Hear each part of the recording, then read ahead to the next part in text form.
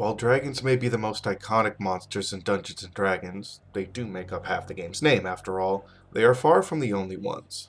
From holy angels to abhorrent undead, stone-hurling giants to crafty and malicious drow, Dungeons & Dragons wants not for iconic creatures. However, few are as storied amongst players as the unholy paragons of chaos and destruction themselves, the denizens of the abyss, demons. Unfortunately, for as fondly as we often remember our encounters with demons, and devils as well for that matter, it's actually quite shocking just how simplistic most of them are, oftentimes being relegated to the roles of basic beatstick monsters or one-off foes used in boss fights. It's quite disappointing to dig into the various demons across 5th edition in hopes of finding the variety of standouts, only to be greeted with a slew of creatures who, by and large, are severely lacking in both their role-playing and combat potential, oftentimes providing abilities that offer very little in the way of variety or flavor. However, this is hardly the case with all demons, and today's entry into Bestiary stands out as a very notable exception in this regard. Stylish and unique both in its appearance and its abilities, and absolutely oozing with roleplay potential, today we look at a true standout. Physically powerful, magically gifted, and more than capable of dealing with most foes in the direct fight, this horrid feat instead prefers to use manipulation and guile to tempt its foes into pacts and bargains that often lead them to their doom. Friends and gamers of all stripes, my name is GM Dave. I am your man behind the screen, and today I invite you to join me as we take a look at one of my favorite Dungeons & Dragons fiendish foes, the Glabrezu.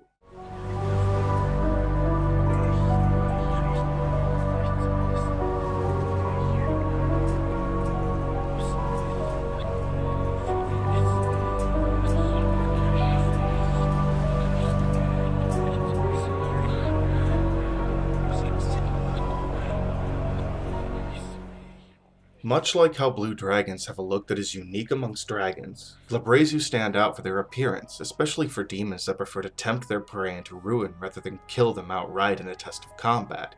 Hulking monsters that are terrifying in appearance, Glabrezu stand on average between 12 and 18 feet tall, every bit as large and imposing as a giant, and have skin that ranges in color from a deep russet to pitch black. Their canine-like heads are horned, their muzzles filled with sharp fangs, and from them stare a set of piercing, violent eyes that showcase their cunning and guile. A thick pair of legs support the muscular body, from which sprout 4 arms, a pair of titanic upper arms that end in massive pincers, and a set of smaller humanoid arms below that look pitiful by comparison, but more often than not, are every bit as muscled as a powerful fighters or barbarians. As one would expect, when a Glabrezu does fight, it uses those massive arms to great effect, lashing out with its pincers in an effort to grapple its enemies and following up with either blows from its smaller humanoid arms or one of its innate spells. However, for as vicious as that canine head appears, Glabrezu and 5e don't actually possess any kind of bite attack. It's a really unusual design choice, but one that we're going to actually touch on later in the video. However, as mentioned before, as capable as they are, Glabrezu don't go seeking out fights like most of D&D's demons do. Instead, they share much more in common with the succubi, but where succubi lure their prey in with promises of unbridled carnal pleasures, Glabrezu take a more guileful approach, offering promises of wealth, power, prestige, and knowledge instead. Indeed, the Glabrezu's most favored way of destroying its prey is to let them destroy themselves by luring them into Faustian pacts, all the while manipulating and guiding them to their eventual demise. But how would such a fearsome creature manage to convince mortals to bargain? Sadly, 5th edition doesn't do a very good job of answering this, as it has actually removed some of the abilities that Glabrezu utilized to achieve this goal. Still present is its telepathy, true sight, and access to the darkness, detect magic, dispel magic, confusion, fly, and power word stun spells, but gone are its high social skill bonuses, high perception, the chaos hammer, mirror image, teleport, and unholy blight spells, and most importantly, its ability to once per month cast wish for a mortal humanoid. This unfortunately means that there isn't much available to actually mechanically support the pact-making aspect of the Glabrezu as there once was, especially when you compare it to the Pathfinder version, which also had access to a self-targeted version of the Veil spell, allowing it to fully change its appearance. Fortunately, there are some preferred tricks they still have access to that do allow us to still convincingly achieve this goal. One such trick is one that hasn't ever actually been depicted in the creature's art, and that's its penchant for dressing in cloaks and robes. Yes, this monstrosity is unique among demons in that it actually likes to wear clothes, mostly heavy cloaks, but occasionally robes as well. This is all meant to help hide the Glabrezu's form, making it easier to deal with mortals that might otherwise flee at the sight of them. Glabrezu also like to make use of their at-will darkness spell to help hide their appearance, sometimes hiding at the edge of the spell to appear shadowy and silhouetted. By doing this, they can keep their fearsome visage a secret until such time as their prey has been made more willing to work with them. And speaking of prey, Glabrezu are willing to seek out intelligent mortals of just about any kind to tempt, but their preferred targets are the various mortal humanoids. The reason for this is rather simple. Humanoids are the most likely to succumb to the baser wants that a Glabrezu can manipulate. After all, while a Glabrezu could try to tempt a dragon or a mind flayer, chances are he's going to find that a lot more difficult than a desperate humanoid. And when it comes to fulfilling these bargains themselves, Glabrezu are most often driven to do one of two things: either manipulate their prey in such a way that they never have to fulfill their bargain, or fulfill it in the most creatively destructive way they can possibly think of. They can be remarkably patient with this process as well. But patient though they are, at their heart Glabrezu are still demons. They are still born to the chaos of the abyss, and as such they still seek to sow chaos when and where they can. If a deal is taking too long to reach fruition, or if the mortal is too unwilling to carry out its own end of the bargain, a Glabrezu can and will resort to sowing that chaos itself, and often violently.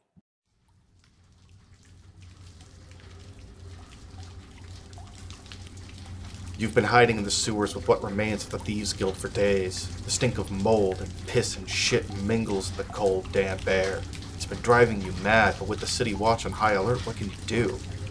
A familiar voice cuts through the silence. "This is a goddamn disgrace," she says. "It's your partner, Senna, a half-drow who took you under her wing when you joined. We sit here wallowing in their filth," she points up to the vaulted ceiling and streets above, "when we should be filling our purses someplace new." You have a hard time disagreeing with her. The new magistrate's initial crackdown on the guild was bad enough, but when you tried to pay him off, you learned just how honest and ruthless a man he was. In the days since, his ordinance has seen more than half the guild captured or killed. Suddenly, you hear something. A voice speaking in a strange and foreboding tone.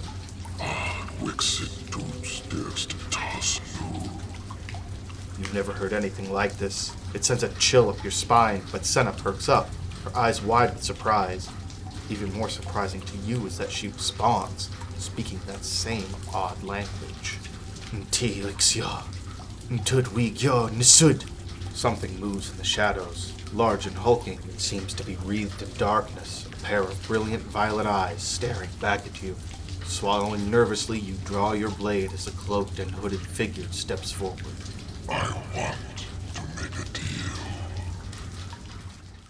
The greatest strength the Glabrezu has is the incredible amount of roleplay potential it provides. As a manipulator and pact maker, the majority of its interactions with players are going to be social in nature, provided they don't move to kill it right away. As the GM, this provides you with a fantastic opportunity to really use the wants of your players' characters against them. The Glabrezu specialty is the creation of the Faustian Pact, taken from the German legend of Faust. A successful erudite who is greatly dissatisfied with his life, this dissatisfaction leads Faust to making a pact with the devil, exchanging his soul for ultimate knowledge and worldly pleasure. In the end, the truth he learns is a miserable one, leading him from a life of dissatisfaction to one of utter ruin until his soul is at last claimed. This is the goal of the Glabrezu, which means your goal as GM is to entice your players with promises of the things their characters want most in order to lead them to making such a pact. Glabrezu have many tools at their disposal to achieve this aim, including hoards of great riches that they can use to fulfill the shorter-sighted promises to your players. This deal-making nature is also useful if your players happen to be the ones to summon the creature, as you can leverage an element of surprise against them by having the demon actively offer to work with them instead of doing so under the influence of its magical bindings. How far you want to go with this creature is really up to you, but know that the Glabrezu is the kind of demon that genuinely has the potential to have an entire campaign arc built around it. However, if you decide to go this route, I advise playing your hand very carefully. While you can certainly have the demon appear to your players as is, and in some groups that could certainly work, more often than not, if your players encounter a demon in the open like that, they're more likely to be inclined to fight it than talk with it. As such, I suggest GMs make a good use of the habit it has of disguising itself with cloaks and robes, a detail that I really wish had been included about them in the monster manual. Furthermore, make good use of its darkness spell as well. Allow the players to speak with it from the shadows, having it remain just out of clear sight whenever it speaks to or rewards them for their efforts. Furthermore, avoid playing up the overtly evil aspect, at least at the start. Most players are going to be tipped off that something is up if they're asked to do obviously evil things by a shadowy figure with an obviously evil voice. Instead, really sell the idea that the price for their desires is going to be high, and make sure you know intimately what those characters really want so you can bring the offerings to them in exchange for ever more horrendous costs and or results. As the Pathfinder Bestiary notes in its own examples, if the Glabrezu is dealing with someone who wants to be a master swordsmith renowned for their work, for example, they may have the works commissioned by a bloodthirsty tyrant who makes the person's blades infamous for how many people they were used to slaughter. By contrast, if the Glabrezu makes a deal with someone who has a desire to see a person that they love again, that loved one could be presented to them as a newly formed vampire, who then tries to kill them and make them their spawn. Whatever the person's desires are, the Glabrezu's end goal is to manipulate those desires and sow as much chaos, mayhem, and suffering as possible through them. This, by its very nature, requires time, so take the time to build these things up. Have the Glabrezu make its offer, but require that the players do things for it in return. Furthermore, you can add additional incentive to that by having it reward them with more traditional rewards in the meantime. As we mentioned earlier, the kinds of rewards that are more short-sighted. Gold, items, so on and so forth. By doing this, you'll stand a better chance at leading your players down that memorable road to ruin, and hopefully an equally memorable reveal that the strange being they've been dealing with, this benefactor who's been watching their deeds so closely and has only wanted to help them fulfill their deepest desires, was a despicable, guileful Glabrezu the whole time.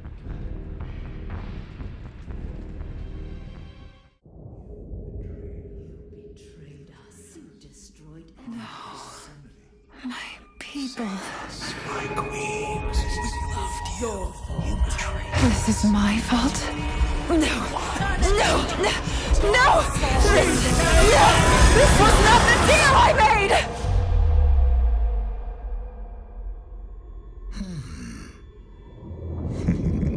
deal. I like deals. Who are you? Show yourself! At once! While the Glabrezu in 5e still has much of what made it such a great monster in 3.5e and Pathfinder, there is no questioning the fact that its power has been lessened pretty significantly. Where these previous versions of the Glabrezu were both challenge rating 13, the 5e version has dropped 4 points down to challenge rating 9. Still respectable, but not quite so notable as it once was, especially since it used to be among the most powerful of the 3.5 Monster Manual and Pathfinder Bestiary demons. As such, if you plan to build a campaign or campaign arc around the Glabrezu, I recommend making a couple of changes to bring its power back up a little bit. Firstly, give it back its bite attack. There really is no reason for the Glabrezu not to have this, and it should be allowed to use it in conjunction with the rest of its multi-attack. For its attack and damage, simply use the same stats the Monster Manual gives for its fist attacks. Next, return access to its once per day use of the teleport spell. Not only would this allow you to have it act as a recurring villain should the players not accept its deal or be working to interrupt whatever other machinations it has, this will also provide an easy way for it to vanish after conversations with the players. Just by doing something as simple as having it mask itself in the darkness spell, then teleporting away when the players still can't see it, you can effectively use this daily ability to add more mystery and intrigue to a creature that already brings loads of this to the table. Third, bring back a semblance of its ability to fully alter its appearance that it had in Pathfinder. While 5e doesn't have a spell fully comparable to Veil, at least not one that I could find, one could easily fill in this blank by giving it access to the change appearance portion of Alter Self. Do note that this would essentially be a weaker version as the Veil spell, as it would not allow the Glabrezu to change its size, but allowing it the option to alter its appearance would still give you more opportunities to play up the mystery of this false benefactor. And lastly, return the Glabrezu's monthly access to the Wish spell, complete with the same stipulations it has before. That is, the Glabrezu can only use it to offer something to a mortal humanoid, and, if possible, they must have the wish come to fruition in the worst form they can think of. And if there is no way to make the wish itself harmful to its chosen prey, then the Glabrezu will require them to engage in horrible acts in order to earn that wish.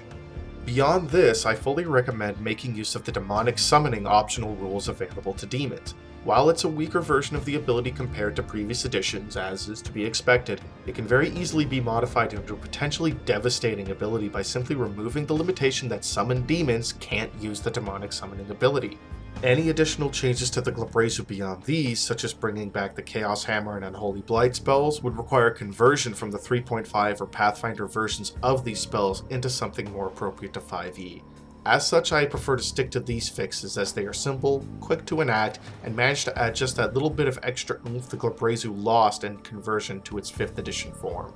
Now, before we finish off, there is one last aspect of the Glabrezu I want to touch on in brief, and that is its relationship to the Drow. Glabrezu have a very unique relationship to these reviled denizens of the Underdark. Summoned by dark rituals enacted by the priestesses of the Drow spider goddess Lolth, Glabrezu will sometimes be called upon to mate with a newly anointed priestess in the hopes of birthing a special half-breed. Now, this ritual fails much more often than it succeeds, and it's usually going to result in the death of the selected priestess. This most often occurs during the birthing process, but sometimes it will happen during copulation with the demon as well. For those who do survive, though, their house is granted what they view as a great blessing from their fiendish goddess: the birth of a Dragloth, a half-drow, half-Glabrezu monstrosity that is very interesting in its own right. If you're playing a campaign in the Underdark that involves Drow and plan to make use of a Glabrezu, make sure you read up on the Dragloth as well, as they can make for quite the spectacular encounter. And just like that, friends and gamers, we finished our look at the sinister Glabrezu. What are your thoughts on this fiendish tempter? Have you used one in your games before, and if so, did you try to engage your players with their manipulative ways? I myself have always found the Glabrezu to be the most enjoyable demons to roleplay, with Meriliths coming in a close second. Whatever your thoughts are, let me know in the comments down below. If you like this video, please hit that like button, subscribe, and hit that bell notification icon if you'd like to see more, but more importantly, make sure to open up that description box and follow me on social media through the links down below. They are the most reliable way of finding out when my videos go live, and Minds.com in particular is the best way to get in touch with me personally. Also of note, I've just passed my 100th subscriber, friends and gamers, and as such, I'd like to do something special to mark this milestone. So if you have any suggestions on what I can do, please let me know. Now, friends and gamers, as usual, my name is GM Dave. I am your man behind the screen, and as always, it is my sincere hope that you continue to roll high, roleplay well, and game on.